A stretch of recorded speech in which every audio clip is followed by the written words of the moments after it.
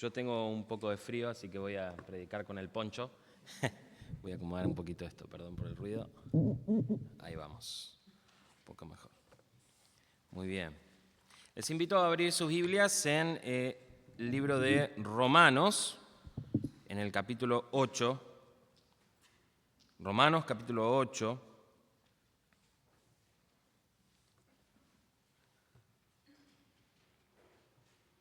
Saben que hace unos años, en el año 2013, hace ya unos cuantos años, más de 10, mirá vos, más de 10 años. Bueno, el Señor proveyó para que yo haga un viaje al país de China, así que me fui al otro lado del mundo, ¿no? Y bueno, imagínense lo que fue ese viaje, ¿no? Fueron 38 horas de vuelo, de ida, y unas 25, 30 más o menos de vuelta. Era más rápido volver que ir. Pero igual fue ustedes, como dicen, comieron y vivieron, trabajaron, hicieron todo, se fueron a dormir, al otro día se levantaron, fueron a trabajar. Yo todavía seguía en viaje, ¿no? Pero bueno, fue un viaje un poco largo, pero la cuestión es que yo hice una escala en Sudáfrica y tenía que hacer 8 horas de escala ahí, tenía que estar haciendo nada. Pero el problema no fue ese, mi problema es que me habían dicho, mirá, yo nunca había viajado en avión, era la primera vez que viajaba, no te recomiendo que hagas un viaje tan largo si es la primera vez que viajas en avión, porque después estás como yo que odias viajar en avión.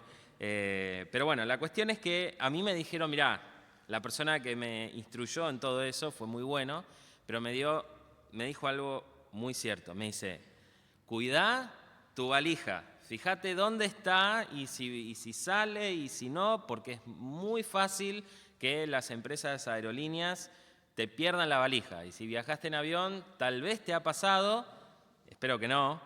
Pero entonces, claro, desde que despaché mi valija, hice así en el aeropuerto de Ezeiza, ya empecé a tener miedo, ¿no? Dije, ¿dónde estará mi valija? ¿Dónde está mi valija? Espero que esté en el avión que va a salir de acá hasta por lo menos Sudáfrica. Y en Sudáfrica estuve 8 horas ahí sudando y pensando, ¿dónde estará mi valija? ¿Y dónde estará mi valija? Bueno, y después de unas 7 horas realmente, una hora antes de que se abra la puerta, hablé por fin con una persona, porque nadie me daba respuesta de nada, hablé por fin con una persona, una azafata que estaba atendiendo la puerta donde yo iba a entrar al avión, y ella me dijo, mirá, tu valija está en el avión que va a ir a tu próximo destino, tu valija está, acá lo puedo ver, tu valija está en el avión, así que quédate tranquilo, está todo donde tiene que estar. ¿Y qué pasó? Ese viaje fue el viaje más placentero después de todos. Estaba tranquilo porque esta persona me garantizó que ya estaba todo ya solucionado. Mi valija iba a llegar, yo estaba tranquilo y me dio mucha felicidad realmente saber eso. Y de la misma manera, en nuestro pasaje que vamos a leer en un momento, el Señor nos da garantías ante nuestro pecado, ante el pecado que nos agobia. Dios nos dice que sí podemos vencerlo, que hay garantía de que podemos vencerlo, que es posible hacerlo y que es una realidad. Entonces, en el pasaje de hoy, que vamos a leer en un momento, Él nos va a dar tres garantías de que sí se puede matar las obras del pecado en nuestra vida. Entonces vamos a dar lectura. Romanos capítulo 8, versículo 9, dice así: sin embargo, ustedes no están en la carne, sino en el Espíritu, si en verdad el Espíritu de Dios habita en ustedes. Pero si alguien no tiene el Espíritu de Cristo, el tal no es de él. Y si Cristo está en ustedes, aunque el cuerpo esté muerto a causa del pecado, sin embargo, el Espíritu está vivo a causa de la justicia. Pero si el Espíritu de aquel que resucitó a Jesús de entre los muertos habita en ustedes, el mismo que resucitó a Cristo Jesús de entre los muertos, también dará vida a sus cuerpos mortales por medio de su Espíritu que habita en ustedes. Así que, hermanos, somos deudores, no a la carne, para vivir conforme a la carne. Porque si ustedes viven conforme a la carne, habrán de morir. Pero si por el Espíritu hacen morir las obras de la carne, vivirán. Porque todos los que son guiados por el Espíritu de Dios, los tales son hijos de Dios. Pero pues ustedes no han recibido un espíritu de esclavitud para volver otra vez al temor, sino que han recibido un espíritu de adopción como hijos, por el cual clamamos, Abba, Padre. El Espíritu mismo da testimonio a nuestro espíritu de que somos hijos de Dios. Y si somos hijos, somos también herederos, herederos de Dios y coherederos con Cristo, si en verdad padecemos con Él, a fin de que también seamos glorificados con Él. Vamos a orar. Te damos gracias, Padre, por este pasaje. Damos gracias por la verdadera garantía que nos das de que podemos vencer el pecado, Padre. Pido, Señor, que en esta mañana podamos aprender a en qué cosas meditar para vencer nuestro pecado, en qué cosas pensar y qué cosas hacer para que podamos vencerlo y podamos tener victoria. Damos gracias, Padre, por este tiempo. Pedimos que tu Espíritu Santo obre en nuestros corazones. Pido todo esto en el nombre de tu Hijo Cristo. Amén. Entonces, tres garantías de que sí se puede vencer el pecado en nuestra vida, las obras del pecado. La primera garantía está en versículos 9 y 10, es porque somos espirituales. La primera garantía de que podemos es que somos espirituales. Fíjense ahí dice, sin embargo, ustedes no están en la carne, sino en el Espíritu, si en verdad el Espíritu de Dios habita en ustedes. Cuando él dice, si en verdad, esa palabra pareciera como que está volviendo a decirles, tal vez no lo sos, cuidado que por ahí no sos espiritual. Tal vez en realidad no está diciendo tanto eso, sino que está afirmando, esto es una realidad, ustedes son espirituales. Si alguno no conoce a Cristo, entonces no lo es, entonces no es espiritual, pero yo quiero hablar a ustedes, hermanos, que son espirituales. Estamos en el Espíritu de Él. Es solo por la creencia en Cristo, dice el pasaje, de que nosotros, el Señor, a nosotros nos da el Espíritu Santo. Entonces, fíjense, el Espíritu de Dios mora en nosotros, eso lo conocemos bien. Esto fue algo que fue profetizado. En Ezequiel 11, 19 dice, yo les daré un solo corazón y pondré un espíritu nuevo dentro de ellos. Juan 14, todavía el Espíritu Santo no había venido. 14 y 15, Jesús lo promete muchas veces, varias veces. En 14 y 16 dice, y yo rogaré al Padre, y Él os dará otro consolador, que es el Espíritu Santo, para que esté con vosotros para siempre. Más adelante en el pasaje dice, conoceréis que yo estoy en mi Padre, y vosotros en mí, y yo en vosotros. El Espíritu Santo está morando dentro de nosotros. Eso lo vemos también en 1 Corintios 3:16. ¿No sabéis que sois templo de Dios y que el Espíritu de Dios habita en vosotros? Gálatas 4:6. Dios ha enviado el Espíritu de su Hijo a nuestros corazones. Y Efesios 1:13 también. Fuisteis sellados con el Espíritu Santo de la promesa. Así como lo prometió, Él lo trajo, y no solo lo trajo a que esté por encima nuestro, vive adentro nuestro y vive para siempre. Somos sellados con ese Espíritu. Entonces Él ya prometió esto de que nosotros al creer en Cristo ya tenemos el Espíritu Santo.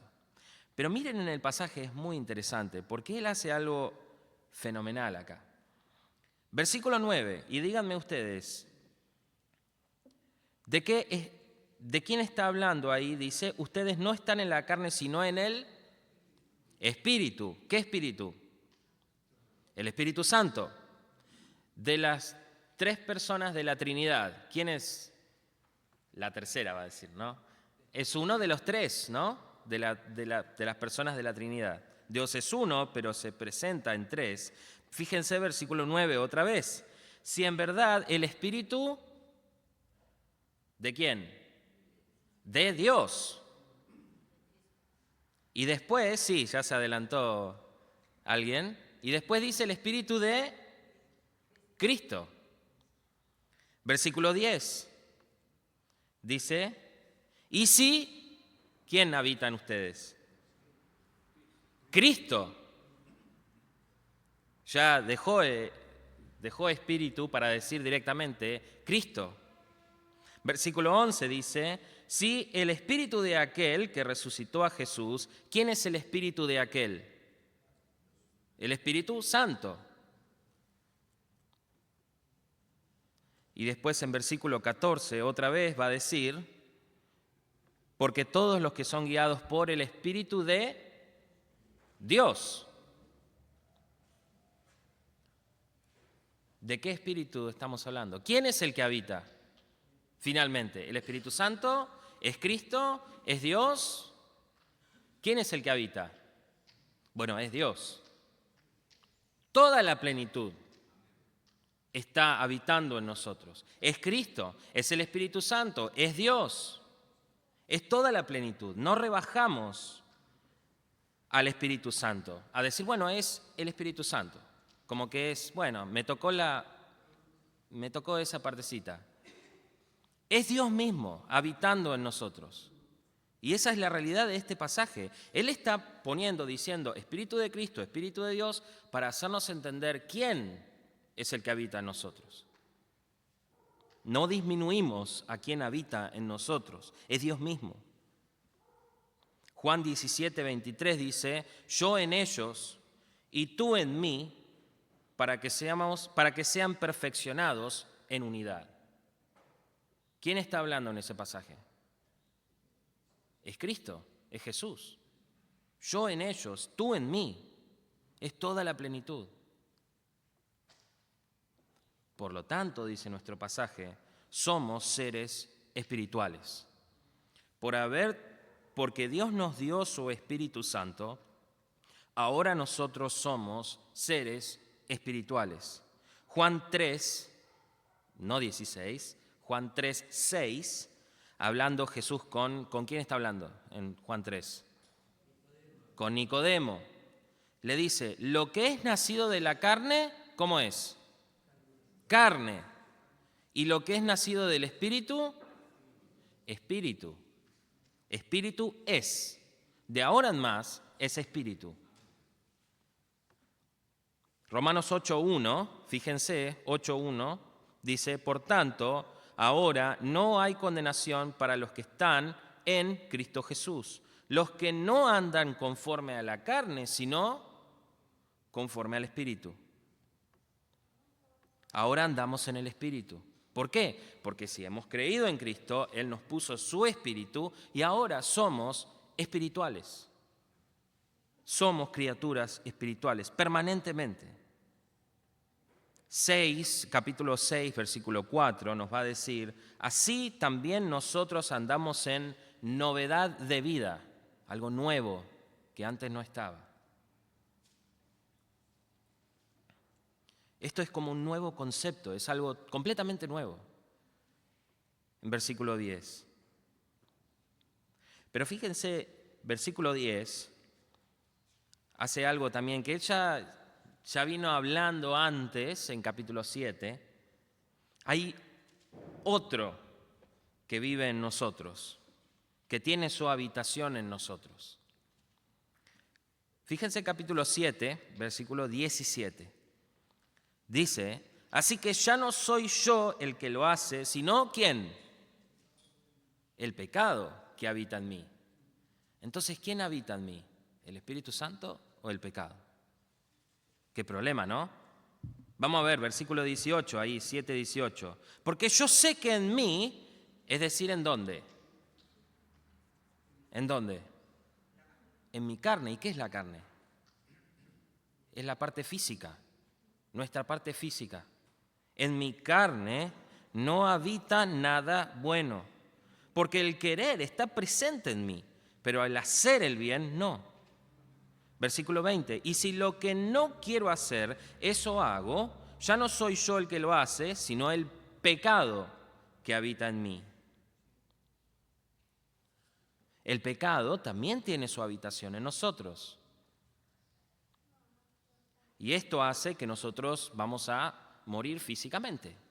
Él va a hablar de eso. Capítulo 7, versículo 13 dice, fue el pecado a fin de mostrarse que es pecado al producir mi muerte.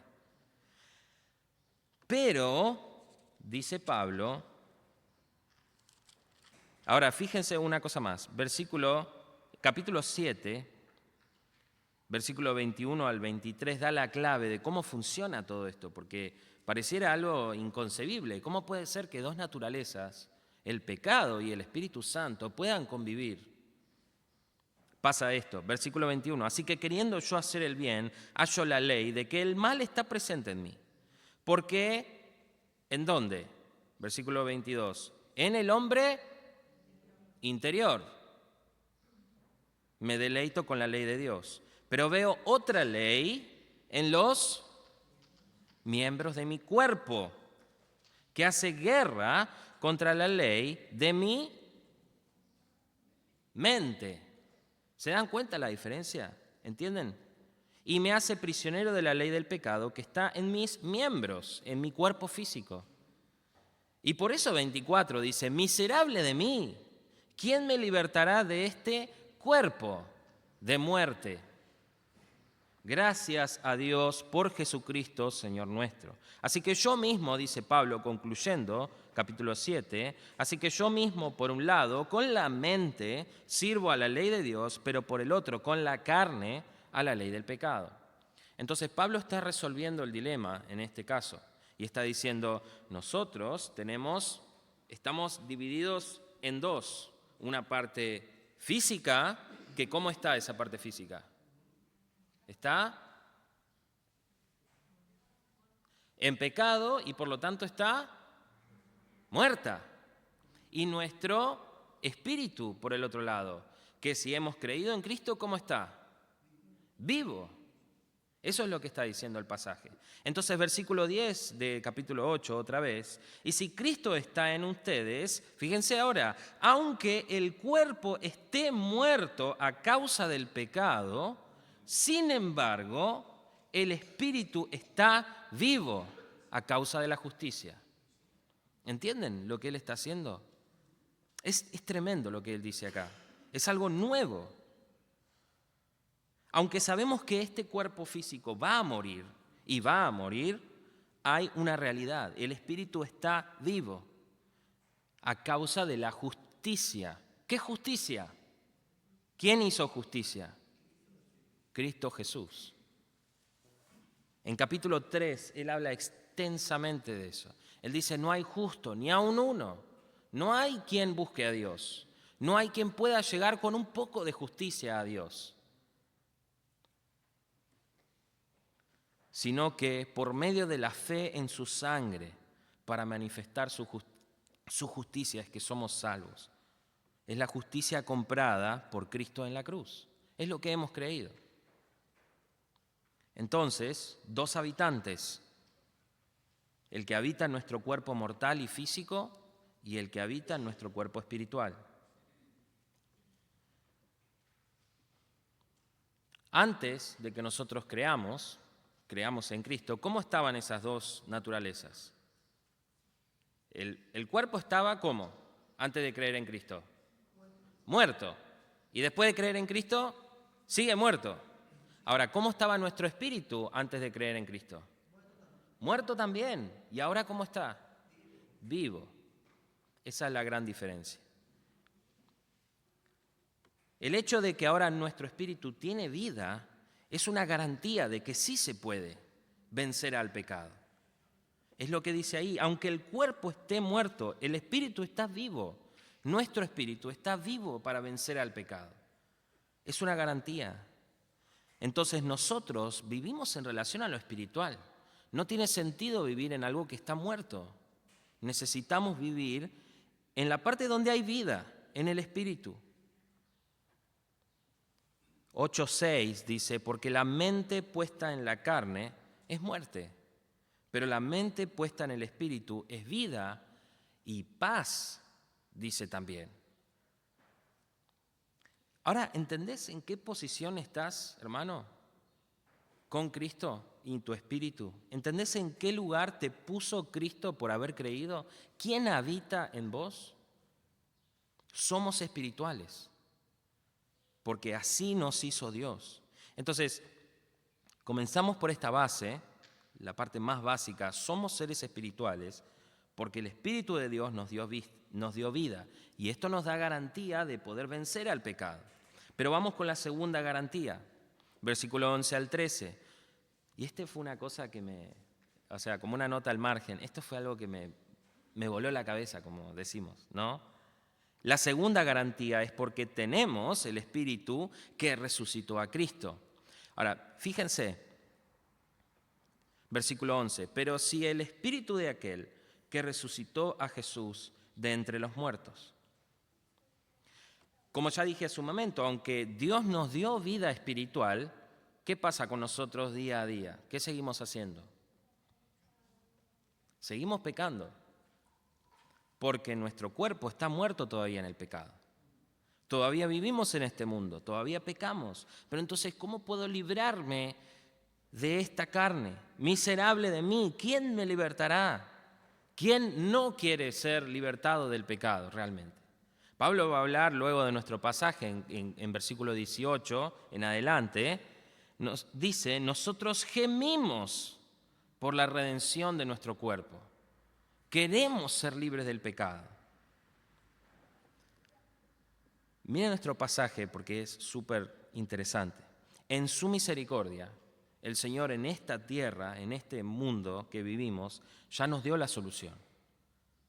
Versículo 11 termina dice así, pero si el Espíritu de aquel que resucitó a Jesús de entre los muertos habita en ustedes, y sí habita, el mismo que resucitó a Cristo Jesús de entre los muertos, también dará vida a sus cuerpos mortales, por medio de su Espíritu que habita en ustedes. Fíjense cómo él repite esta frase. El Espíritu de aquel que resucitó a Jesús de entre los muertos, el mismo que resucitó a Jesús de entre los muertos, ¿por qué repite? ¿Por qué repite la misma frase? Quiere que entiendas, ese mismo Espíritu y ese mismo Espíritu otra vez es el que te dará vida a tu cuerpo mortal. Es algo completamente nuevo. Si ya lo anterior fue algo nuevo, ya esto fue algo tremendo. Digo, ese Espíritu que resucitó a Cristo, ese me va a dar vida a mi cuerpo mortal. O sea que mi cuerpo mortal en esta tierra tiene esperanza, hay esperanza. Ellos nunca habían escuchado una cosa así. Este mismo Espíritu que habita en vos, esa misma persona te dará vida.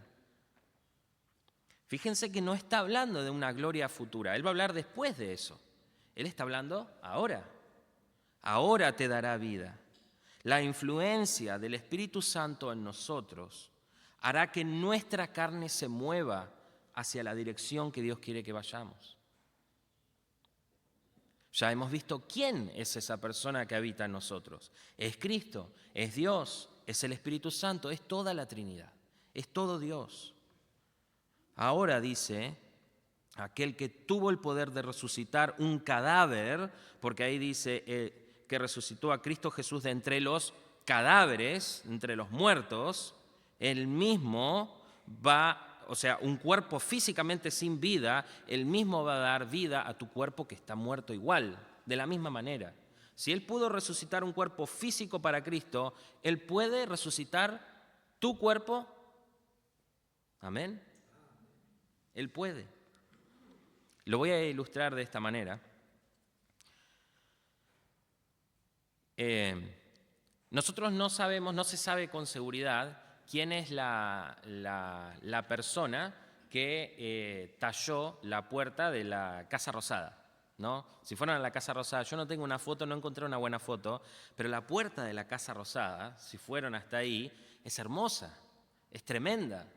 Es una madera increíble, pesadísima, pero un tallado increíble. Un artesano hace cientos de años.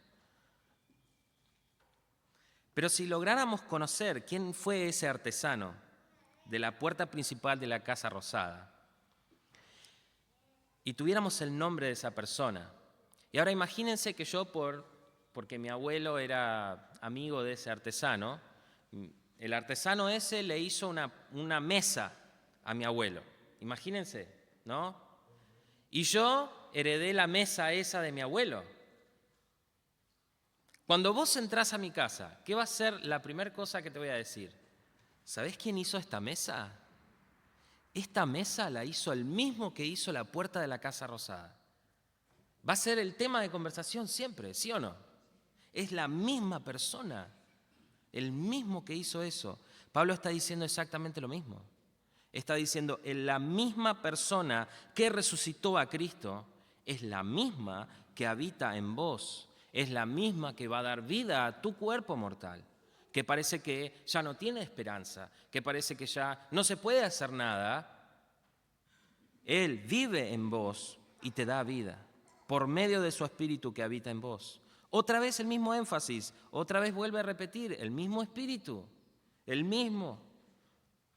Que no hayan dudas.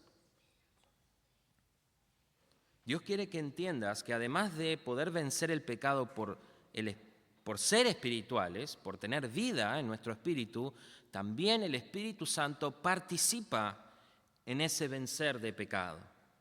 Ahora también el Espíritu Santo nos ayuda. Pero, y este es el pero que a nadie le gusta, requiere un involucramiento de nuestra parte, y consciente y voluntario.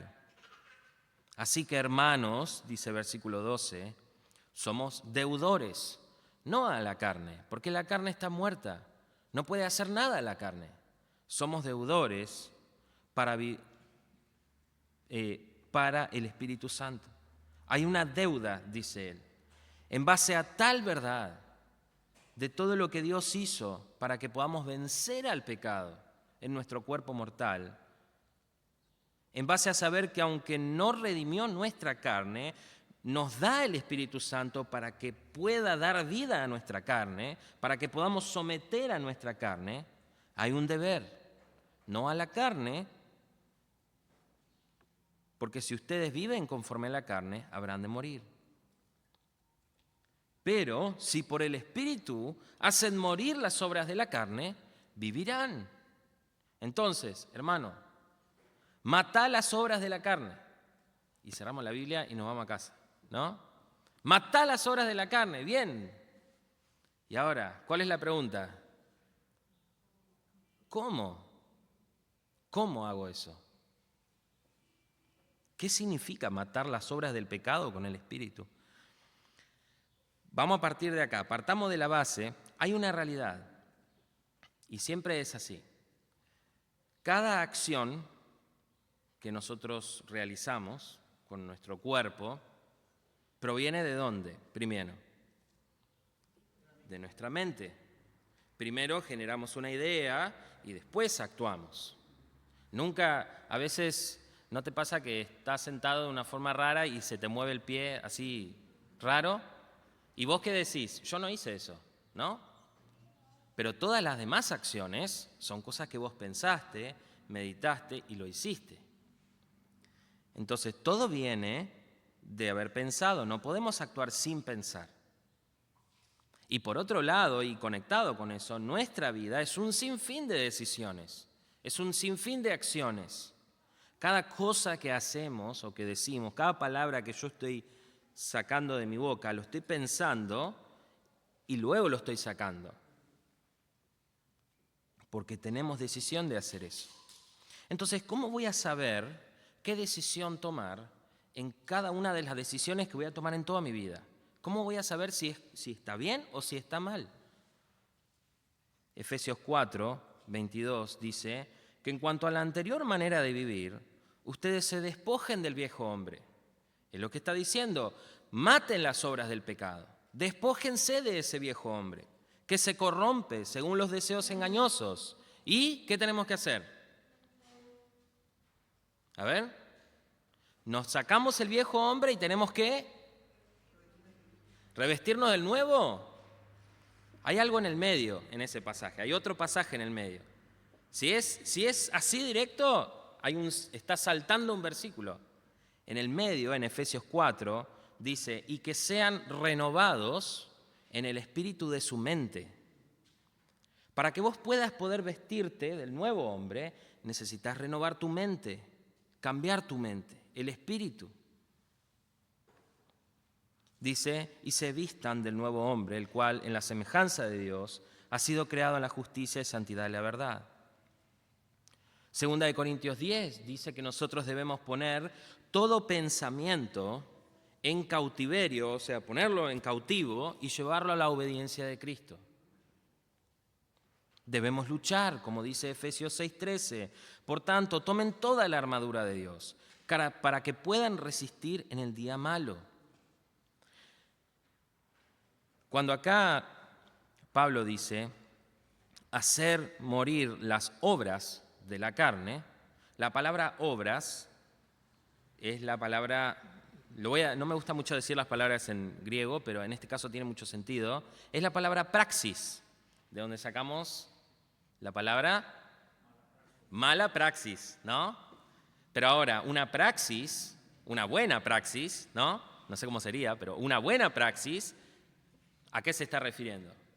A una buena cirugía, ¿no? Si te hiciste alguna cirugía y yo me hice una, gracias a Dios, fue una buena praxis, ¿no? Praxis tiene todo ese sentido, es un proceder premeditado, calculado, una actividad sostenida en el tiempo. El pecado no está tirando tiros al aire, no está diciendo, a ver si con esto le pego y haciendo así por todos lados, como hace... No tirando para cualquier lado. Está planificado.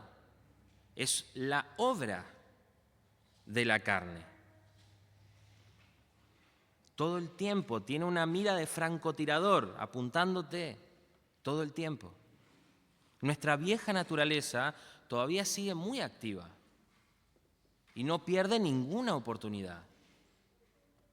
Y nuestra vieja naturaleza no se engaña continuamente.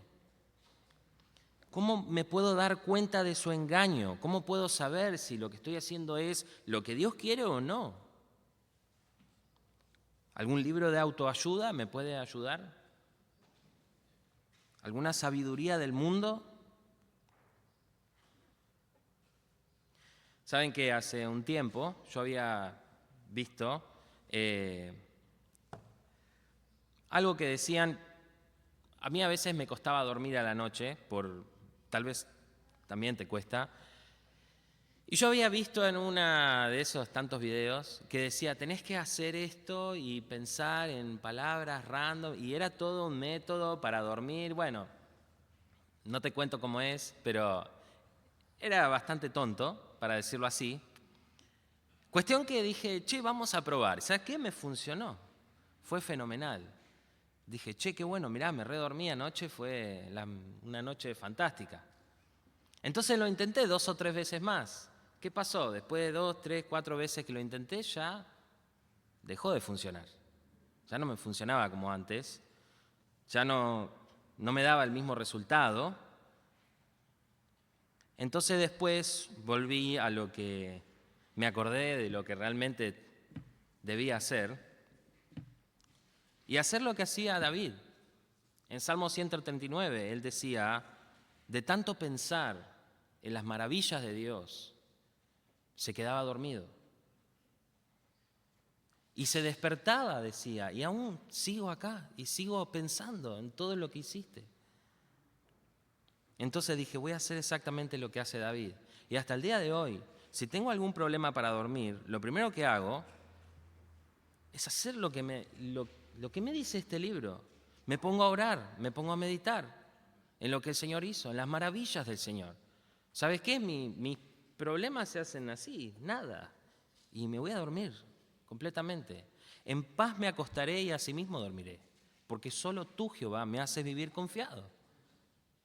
Y dije, ya está, sabiduría del mundo. Me engañó bastante bien, ¿no? Y tal vez vos estás engañado con algo, tal vez yo estoy engañado con alguna otra cosa. ¿Qué tengo que hacer? Tengo que ir a lo único que me va a sacar ese engaño. Es este libro. Debemos buscarlo, meditarlo. Si no entendés algo, orá al Padre para poder entender. En Ezequiel 36 dice, pondré dentro de vosotros mi espíritu y haré que andéis en mis estatutos y que cumpláis cuidadosamente mis ordenanzas. Él nos da sabiduría, el Espíritu Santo, pidiendo que el Dios de nuestro Señor Jesucristo, el Padre de Gloria, os dé espíritu de sabiduría y de revelación en un mejor conocimiento de Él. Mi oración, dice Pablo, es que los ojos de vuestro corazón sean iluminados para que sepáis cuál es la esperanza de su llamamiento, cuáles son las riquezas de la gloria de su herencia en los santos. Podés preguntar a otros hermanos, mirá, no entiendo qué dice acá. ¿Por qué? Porque tu propósito es matar el pecado, es que el pecado no te engañe. Entonces vas a hacer lo que sea para matar el pecado. Y solo se hace con la sabiduría del Señor. Cuando Él me dice hacer por el Espíritu, hagan morir las obras de la carne, está hablando de eso, nada más y nada menos. Es hacer todo lo posible, llevando cautiverio cada pensamiento, preguntando cuando no entendés, buscando acá. Eso es matar las obras del pecado. Porque tu propósito es matarlo. Es lo que Dios te dice acá. Entonces, ¿estás luchando con algún pecado? ¿Te molesta tener ese pecado y tenerlo así? ¿Te gustaría tal vez ya no tener esa molestia y decir, ya no quiero más esto? ¿Te gustaría tener victoria sobre ese pecado que tal vez estás pensando? La única manera es por el Espíritu, por medio de llenar tu mente con la sabiduría de Dios, para entonces vencerla, para no dejarte engañar por las obras del pecado tan minuciosas. Y entonces vas a poder tomar decisiones correctas, decisiones que honran a Dios, que glorifican a Dios. Él te dará vida, Él te va a dar victoria. Se puede, hermano, se puede. Porque Él nos dice acá, el mismo Espíritu es el que te va a dar vida a tu cuerpo mortal. El Espíritu Santo habita dentro nuestro. Esto es garantía de que podemos vivir en el Espíritu. El Espíritu Santo que dio vida a Cristo te va a dar vida a tu cuerpo mortal. Y la tercera garantía de que podemos vencer es versículo 14 al 17, porque somos hijos de Dios. Porque todos los que son guiados por el Espíritu de Dios, los tales son hijos de Dios. Pues ustedes no han recibido un espíritu de esclavitud para volver otra vez al temor, sino que han recibido un espíritu de adopción como hijos, por el cual clamamos, Abba, Padre. Debemos temer a Dios, porque es lo que siempre nos dice, hay que tener temor de Dios. Debemos ocuparnos en nuestra salvación, dice Filipenses, con temor y temblor. Pero no es como los israelitas en Éxodo 20, que dice, entonces el pueblo de Israel dijo a Moisés, habla tú con nosotros y escucharemos, pero no hable Dios con nosotros, no sea que muramos. Vos no te acercaste a un Dios que tiene un látigo en la mano y que te está castigando todo el tiempo. Él te hizo un hijo. Dios no quiere que vuelvas otra vez a tener miedo, como cuando vivías sin Dios. Dios quiere amarnos, quiere cuidarnos como un padre. En versículo 33, más adelante, él va a hablar de todo el cuidado que Él hace con nosotros. Él dice, ¿quién acusará a los escogidos de Dios? Dios es el que justifica. ¿Quién murió? ¿Quién es el que condena? Cristo Jesús es el que murió. Versículo 35, ¿quién nos separará del amor de Cristo? ¿Tribulación? ¿Angustia? ¿O persecución? ¿O hambre? ¿O desnudez? Y versículo 38 y 39, yo estoy convencido, dice Pablo, de que ni la muerte ni la vida, ni ángeles ni principados, ni lo presente ni lo porvenir, ni los poderes, ni lo alto ni lo profundo, ni ninguna otra cosa creada nos podrá separar del amor de Dios que es en Cristo Jesús. El Señor tiene amor puro y personal con vos. Él es tu Padre y vos sos su hijo. No sos un esclavo que el amo no tiene ninguna consideración. Él te hizo su hijo. Dios quiere amarte. Y Él dice, nosotros podemos ir al Padre clamando, Abba, Padre. Y si sabés lo que significa eso, úsalo. Abba significa, Padre, acá, empiezo por el segundo, Padre es Padre, como la forma formal de Padre. Pero Abba, ¿qué es Abba? Es la forma más cariñosa, es lo que dice un nene al principio. ¿Qué fue lo primero que dijo Mielcita? Papá. ¿Y qué es lo que dice todo el tiempo ahora, no? Papá. Abba. Es lo primero que dice.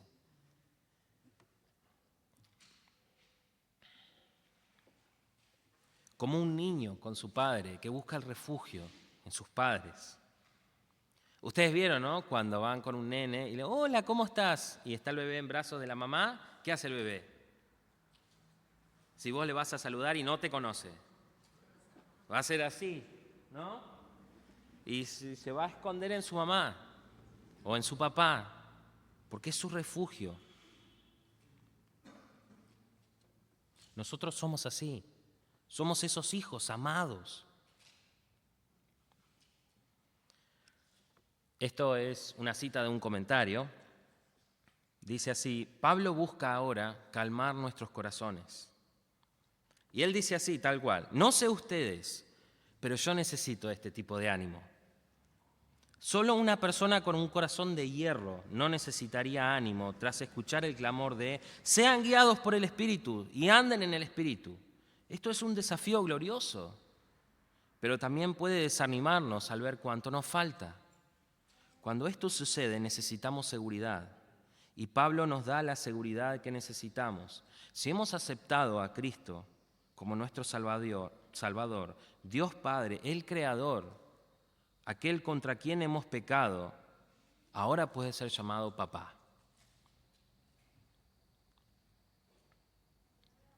Hubo un rey en la antigüedad que se llamó Ezequías. Tal vez conocés la historia de Ezequías. Voy a dar un resumen súper rápido. Él asciende al trono, implementa un montón de reformas piadosas, todas para el Señor. Él ataca a los filisteos y hace muchas cosas muy buenas. Pero después él cae enfermo. ¿Y qué hace él? ¿Alguien recuerda? ¿Qué hace Ezequías?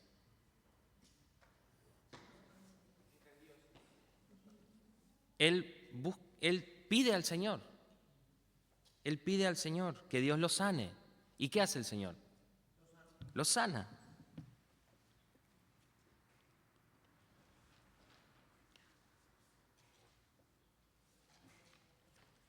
En Isaías, capítulo 37, pueden acompañarme ahí, capítulo 37 de Isaías, versículo 15.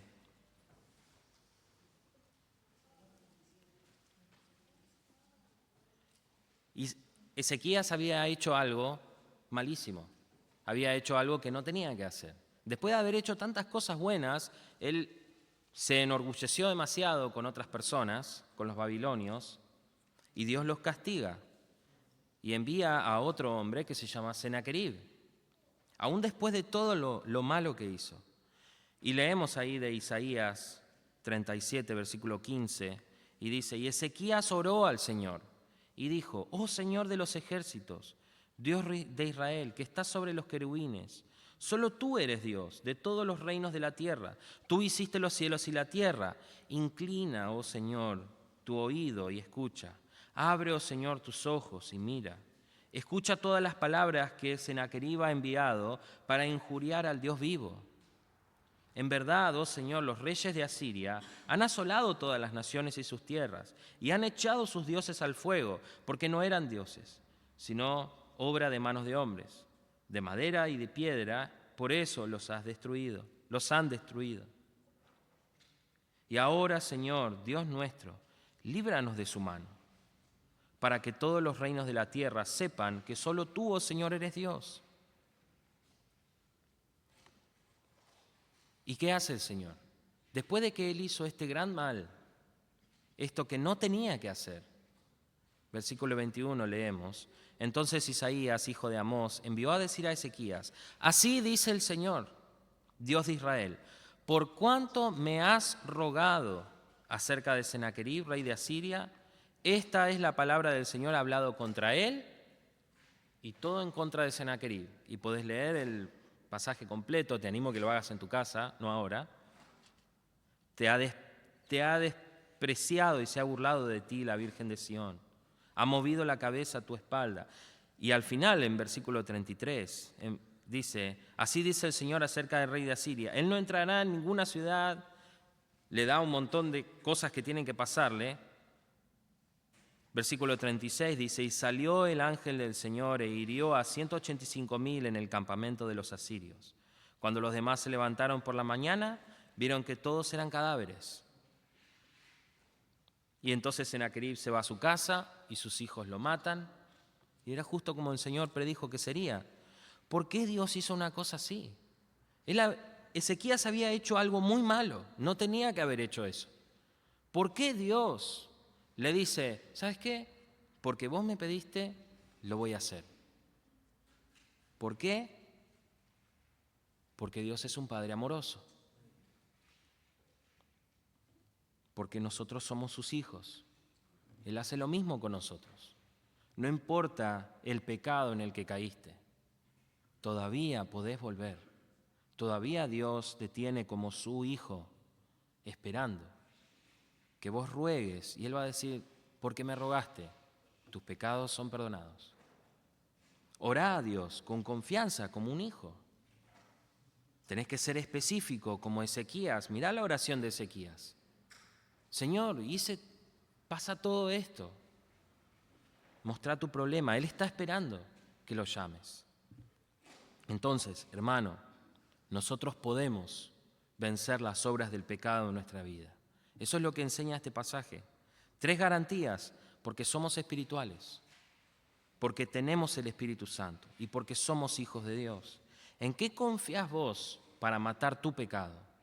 ¿Cuál es tu garantía? ¿Saben qué pasó con mi valija, no? Llegó bien. Llegué a destino, ahí estaba mi valija esperándome. ¿Por qué? Porque me dieron garantía. El Señor te da la misma garantía. La misma garantía. Somos suyos, somos sus hijos. Él quiere que nosotros vivamos en vida y en paz. ¿En qué estás confiando? ¿En algún método que el mundo te da o realmente en el Espíritu que habita dentro de vos? Para matar este pecado debemos buscar más a Dios, pedir de su iluminación. Debemos buscar a nuestro Padre y entonces hacemos morir las obras de la carne. Y no tengas miedo, porque tu Padre que te ama quiere que lo busques. Te invita a que le digas: papá.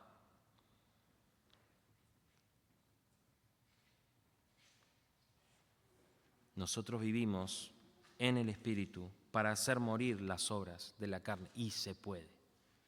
Vamos a orar. Te damos gracias, Padre, porque sabemos por este pasaje que podemos vencer las obras del pecado. Tú nos diste la garantía de que así será.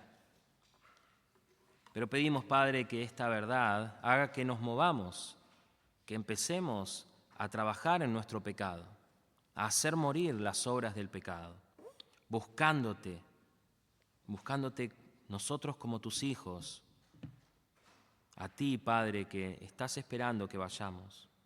Pido, Señor, que tú obres en nuestros corazones, que llevemos cautivo cada pensamiento a la obediencia de Cristo, matando nuestro pecado, Padre. Te doy gracias, Señor, porque tú has provisto estas grandes garantías, esta tremenda realidad para nosotros, para poder vencer el pecado. Pido, Señor, que tú obres en nuestros corazones en esta mañana, que podamos meditar en esto en esta semana para vivir como tú quieres que vivamos. Pido todo esto en el nombre de tu Hijo Cristo. Amén.